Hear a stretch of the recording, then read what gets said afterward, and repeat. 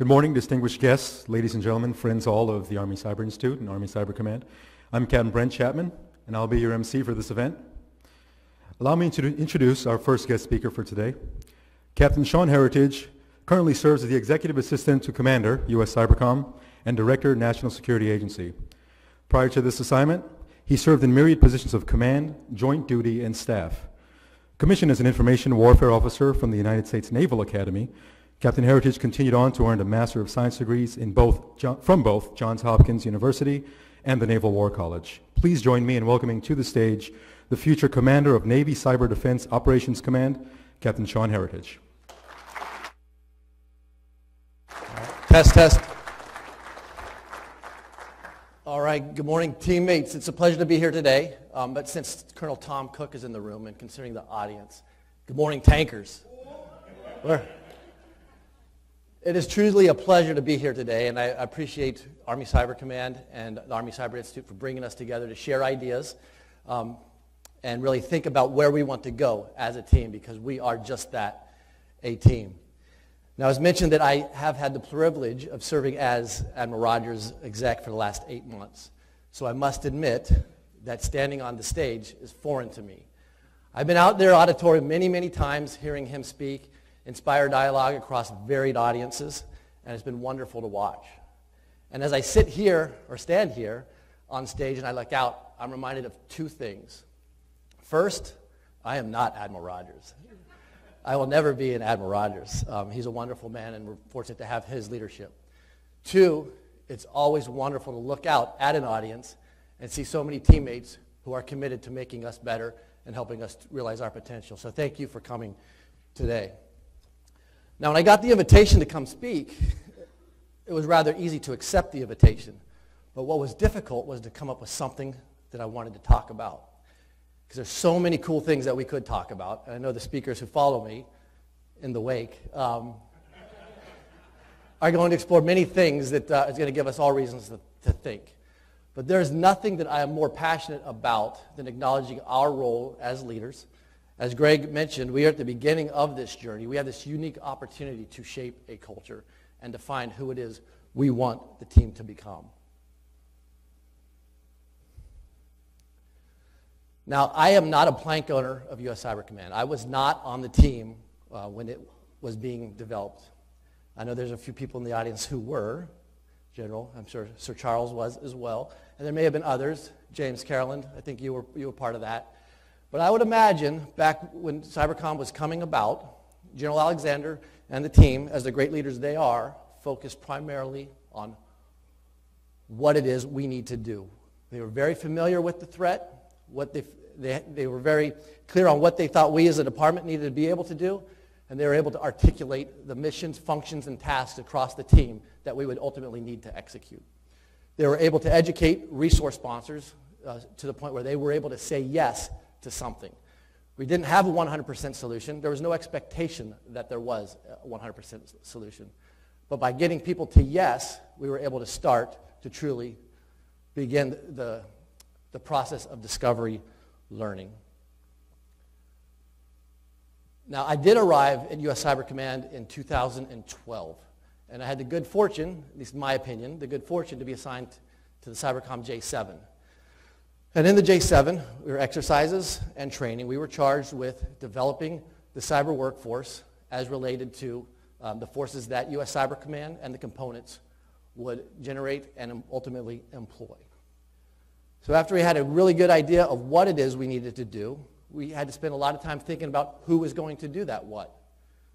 We did job duty task analysis. We identified knowledge, skills, and abilities associated with multiple work roles. We developed training requirements. We developed a training pipeline that, in theory, would allow people to grow into positions where they would be able to execute the tasks required to them. But we quickly realized that we were making it more about training and less about abilities. That we had created, inadvertently, in my opinion, a culture where we were going to send people through a training pipeline and put checks in the box. We did not think strategically and think about the fact that we had great expertise already on our team who were deserving of credit and not necessarily having to sit in a classroom to relearn things that they already knew. So we did the individual training equivalency board to get people the credit that they deserved, save some time and money by not having them execute a training pipeline.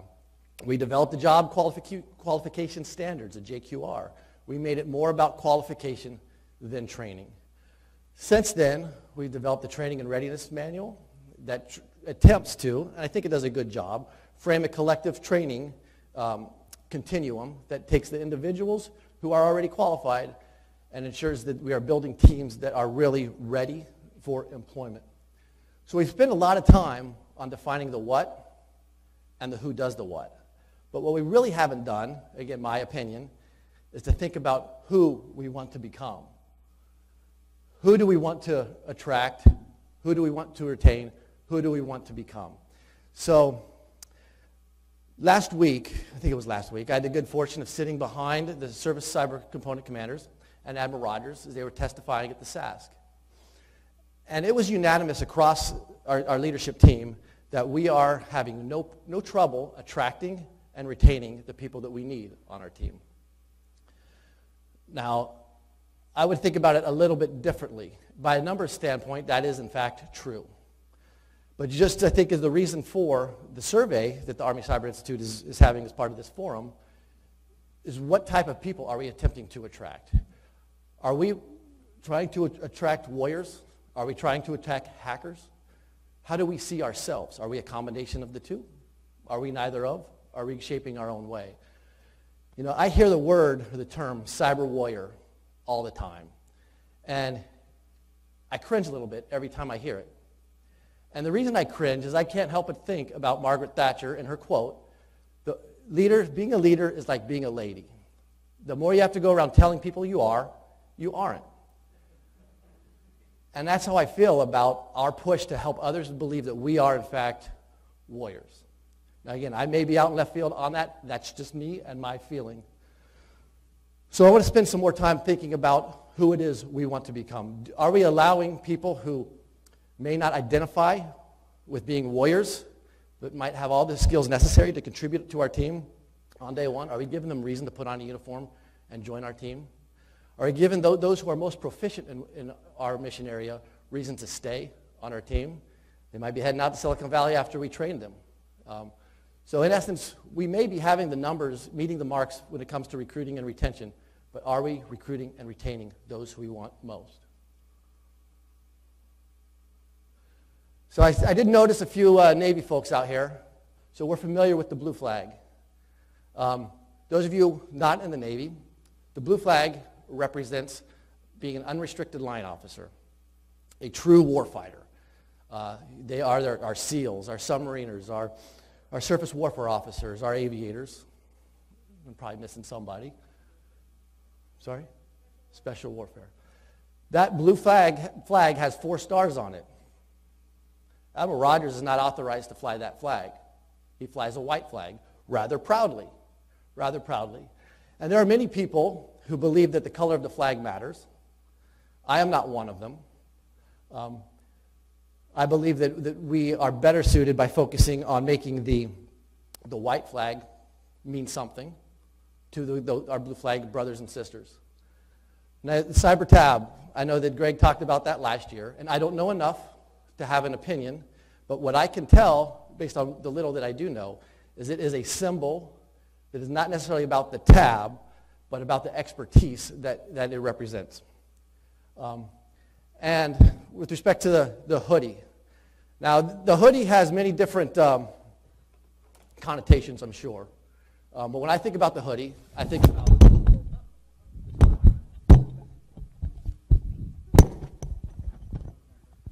yeah.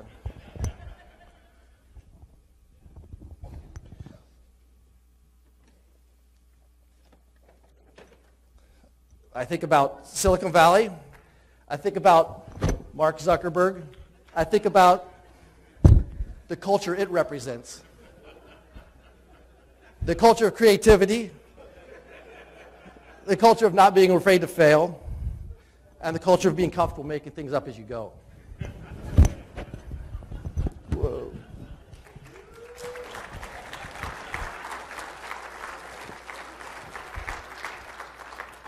And that's what I think we should aspire to.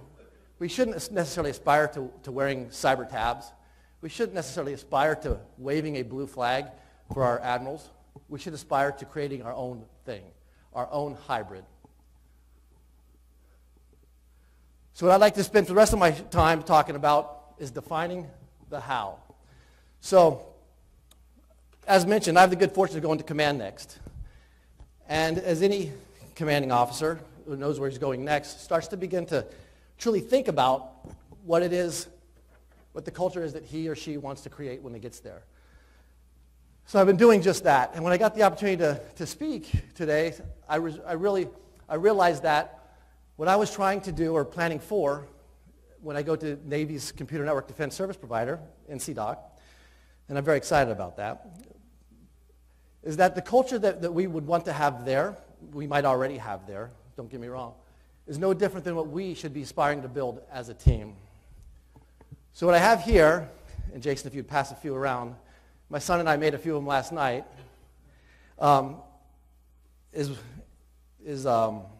what, for lack of a better description, the pyramid of how. So clearly I need your help in coming up with a better name. But for the rest of the time, I'd like to turn this into somewhat of a focus group where we could pick this apart, and we could talk about it throughout the day, breakout sessions, and the like. So in this pyramid, there are 4 sides to it: knowledge, impact, partnerships, and outcomes. When it comes to knowledge, I think that we all should aspire to mastery of whatever it is we're doing. We happen to be cyber professionals. We should aspire to being masters in the cyber mission area. Right now, many of us are competent at best. We focus on a JQR. We're qualified to do our jobs. We can follow SOPs. We can achieve a given task. We're competent. Some of us grow into proficiency over time. We aspire to be experts, but truly, we want to be masters. Now, the cyber branch is a concept that gives people the opportunity to truly be masters. The cyber warfare engineer in the Navy side, the cyber warrant officer, or the cryptologic technician networks is an opportunity for them to grow into masters. And there are other examples as well, but we should really aspire to mastery more so than competence and proficiency.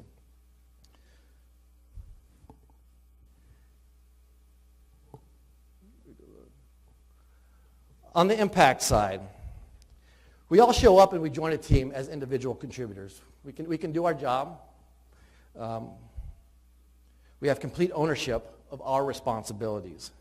Over the course of a career, we grow to the tactical level where we can lead a team, operational level where we can lead as a team across our command, our department, however you want to define your team.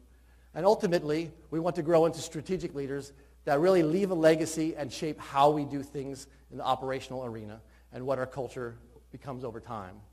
And as I watch Sir Charles and General Nakasone at CNMF, they are having huge strategic impacts. Some of us are still down here at the individual contributor, tactical and operational level, and there's nothing wrong with that. But we should all aspire to being strategic leaders and having a strategic impact.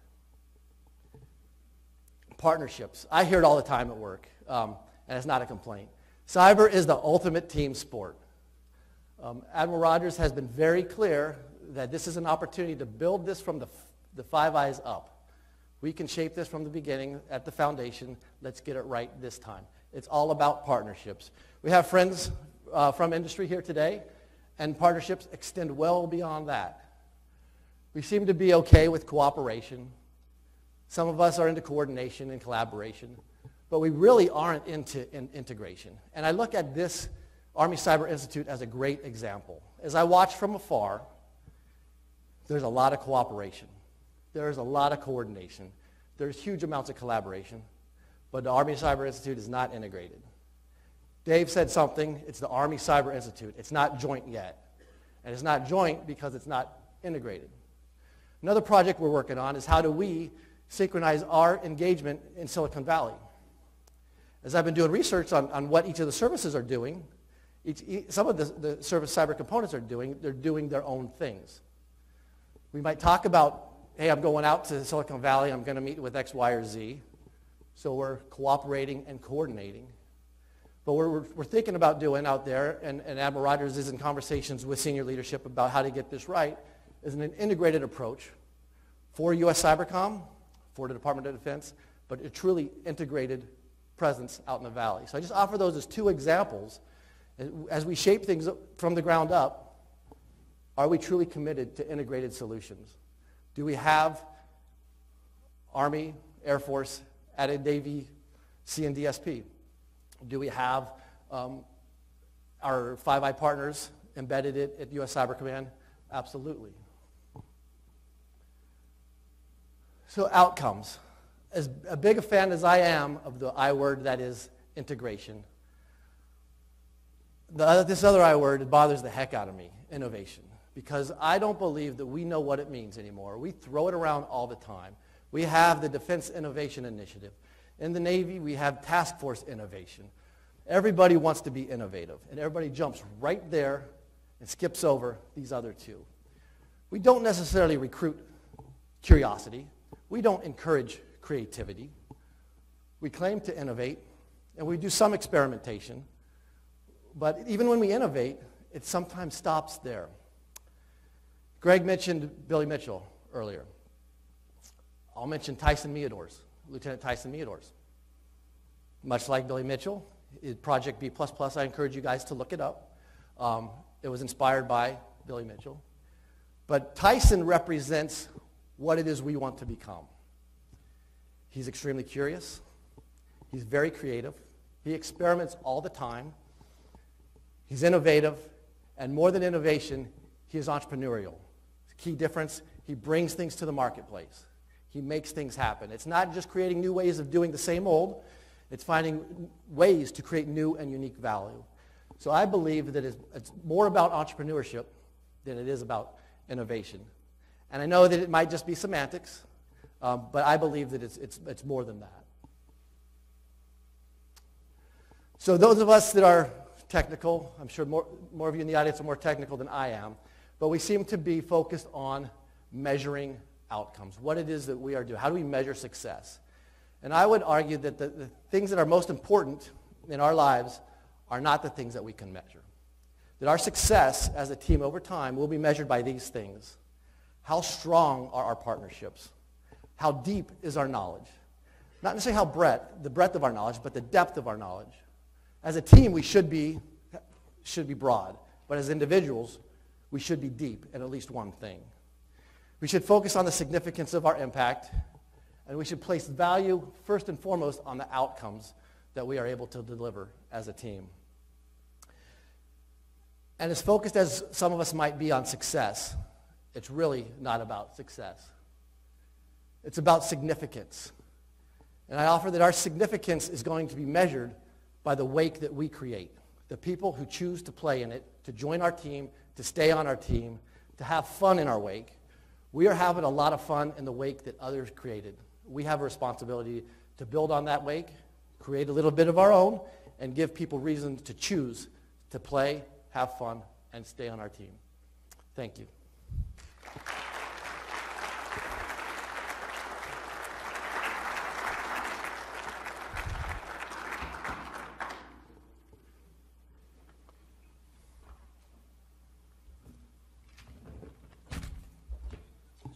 Oh, questions? No.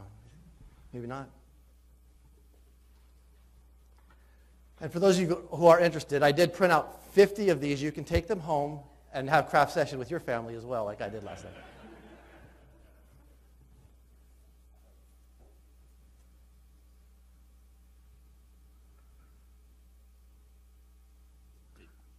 We're on.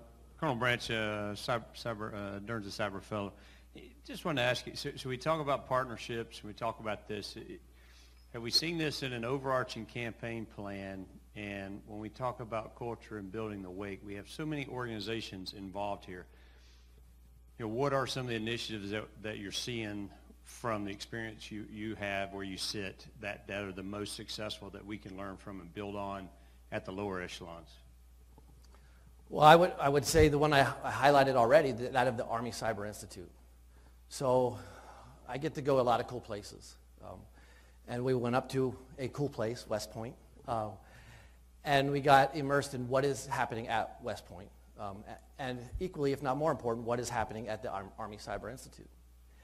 And the biggest takeaway from that, and if you read their mission statement, it's pretty spot on. The A in Army Cyber Institute is extremely misleading. It's there for a reason, I get it, because that's what they can own. But if you look at the mission, they are doing far more than Army-centric things. They are creating engagements with industry for other services. They are creating opportunities like this. So I think that that is really a good model. If we could help them to finish that story by getting them up to the integrated level and being a joint cyber institute. You know, we came back from that trip. Admiral Rogers sent out an email to his service cyber components stating how great the trip was and how important the work is that Army Cyber Institute is doing. The response was each service had something that was just as good. So rather than create something that is just as good, why don't we create something together that is even better than what is? Sir, Major John Hoffman, I'm a current DARPA Service Chief Fellow. First, I like the pyramid and the criteria you defined for us. Those are great ways to see, to really judge the workforce. When it comes to the partnerships and the impact criteria that you put on there, do you see a point, or how would you characterize a point where the collaboration costs of all the services' individual cyber elements being too great to provide what we need? You spoke earlier about having the chance to create something from the ground up, and if it needs to be just lockstep incremental gains, or maybe we could revolutionize the way this workforce is created by just creating something completely different. Do you see a point where those collaboration costs, or if there are collaboration costs that are too great, that we need a cyber core or some separate service? I would say, well, I will say that there isn't an appetite to create anything new or to be extremely innovative, entrepreneurial. But what we are forced to do, given what we have, is to get to incremental yeses. That we may have a vision that ultimately gets us to a cyber core. We may not, but if we do, there's no way that anybody wants to resource that, support that at this day and age. But through incremental yeses, we may find ourselves there in time, absolutely. But I think that right now we may talk about innovation, but the best that we are able to get out of the bureaucracy that we live in, and it's bureaucracy in some reasons for good reason, is through these incremental yeses. But that's why we have to keep the people on our team that are patient and persistent and able to chip away at what over time will become rather innovative and entrepreneurial, but look like a bunch of incremental yeses stacked upon each other. Good morning. Yes, sir. Sorry. Sir Drew Ryan, 10th Fleet N51. And having worked with Tyson, I just wanted to see if I could pull that thread a little bit further for two reasons. From your view at USCYBERCOM, is his work with B++ sort of being looked at as, well, that's kind of interesting and nice to know, and then being set aside, or anything going on beyond that? And is it being shared across the services, you know, and with the rest of the say, you know, you talk partnerships with the private industry and our industry partners. And second of all, you know, Tyson's a reserve officer, and how do you see the reserve playing in the Navy? And I'll talk to you offline about that down the road. Thank you. All right. I love both those questions. So I've seen Tyson. I don't want to make it all about Tyson. I know there's quite a few Tysons in the world that I just am not aware of. Tyson has taken his B++ work. Admiral Ty has sponsored that very publicly. He's briefed senior leadership across the Navy. He's briefed our service cyber components. He's inspired the Air Force to take on a similar project. He's influenced some acquisition. And I can tell you that the things that he and that experiment has taught me, I'm going to take with me to the Navy's C&D service provider and apply that. There's so much to learn from the vulnerabilities that were highlighted through that experiment. And it's pretty cool for me to be able to go to a place is going to be responsible for reacting to what he informed the rest of us about. As far as the reserve side, that's something that I'm extremely passionate about, and I will talk to you offline about it, because I bet that it's more of a Navy-centric thing than it is a joint thing. Good morning, Captain Heritage. Thank you for your presentation. I enjoyed it. My name is Max Duke. I'm with our Cyber G2X. I'm a counterintelligence professional. And coming from the background I love what you're talking about, but one thing we've learned in my historical background field is the implementation of policy and law that really does not seem to be developed to a degree that allows the flexibility and freedom that innovators would need to make out these outcomes. Could you comment on that?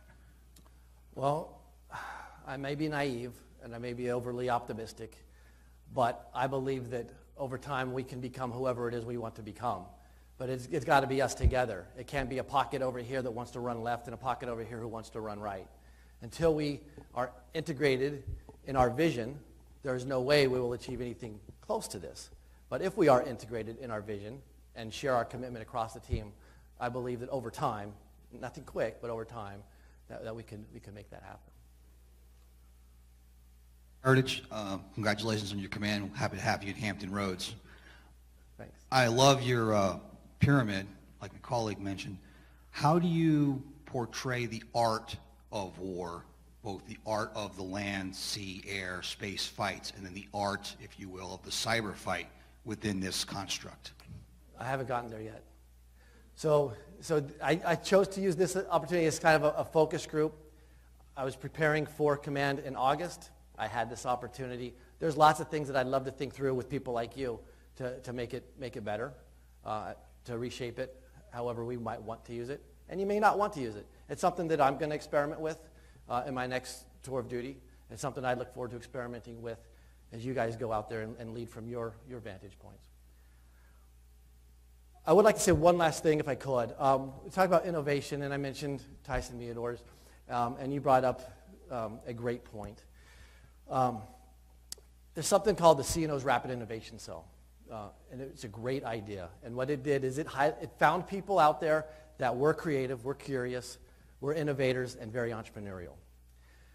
And the first class of that, of the CRIC, the CNO calls it, all but one are getting out. All but one are getting out. I've called it the CNO's Rapid Resignation Cell.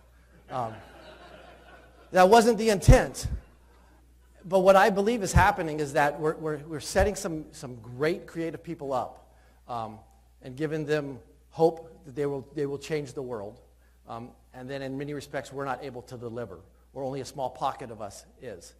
So I think it's unfair of us to claim to be committed to innovation and then pull the rug out from underneath people.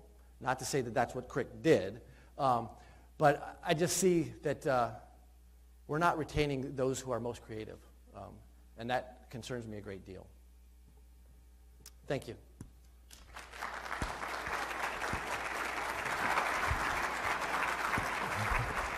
Sir, on behalf of Army Cyber Institute and Army Cyber Command, we present to you the coveted black badge. Hopefully you don't mind the startup message. All right. For your participation today at Cyber Talks. Thank you.